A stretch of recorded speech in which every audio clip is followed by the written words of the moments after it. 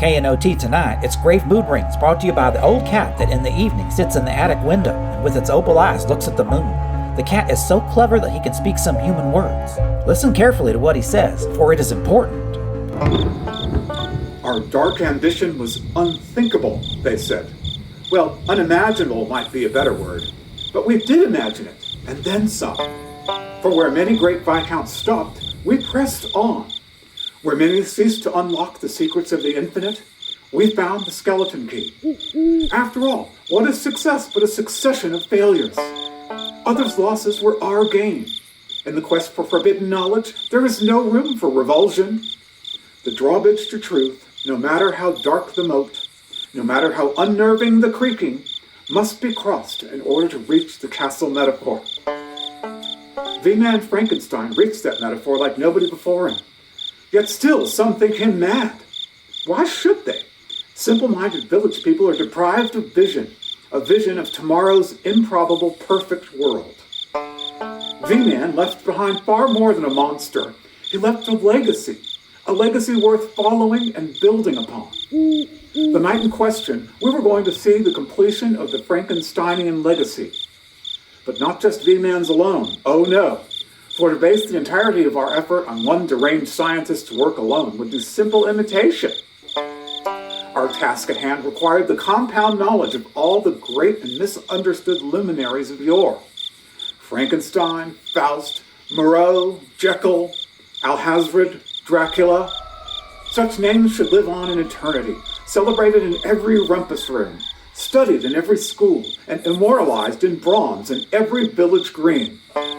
But what fools are the sailors, cowboys, construction workers, GIs, leathermen, cops, gigolos, and Native Americans that comprise the village people? What witness, undeserving of the wisdom that has been bequeathed? Only a new, perfect species could be worthy of such an honor. And so, we began curating, so to speak. Fight hordes with hoarding would have been our motto had we thought of it. That night, we diligently and meticulously cobbled our collection into a singular form, a beautiful and perfect embodiment. We called this form Viscountess, from the medieval Latin for vice commit.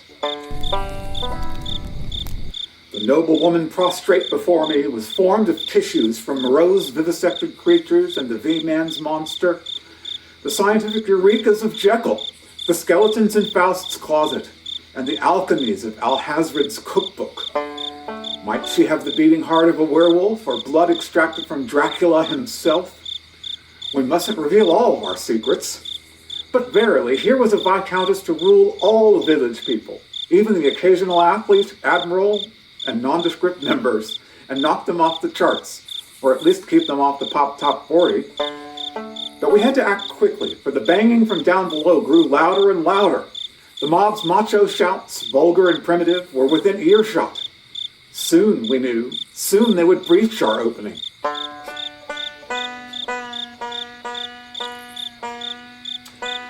We revved up the machine, marveling as the engine oscillated and the diodes lit the laboratory in brilliant hues worthy of a mood ring. The village people would reach us soon, but they could not stop our music. Already we could hear her veins pulsating, her arm twitching, her buck teeth smiling. We could retreat to our coffin in peace, knowing the great service we had done for humanity and the 12,000 worldwide branches of the YMCA. The Viscountess was perfect. In no way could she fail. Everything had been so meticulously planned, so carefully considered down to every detail. My creation faltered only in inconsequential details. Yes, perhaps her arms might hang a bit long due to the monkey glands, or her guileless beauty might not exactly match current 1970s fashion trends. And yes, if we had more time, we might have even procured the vocal cords she so deserved, or even a decent brain.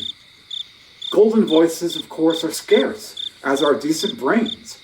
Yet how good would her singing or lyric writing have to be to compete with the village people on the Billboard Hot 100?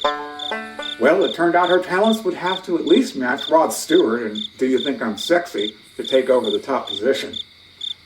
As we say, what is success but a succession of failures? That fateful night was saved by the heroics of our resident phlebotomist, Dr. Mikhailovich, who lured the village people away with his own body for the evening.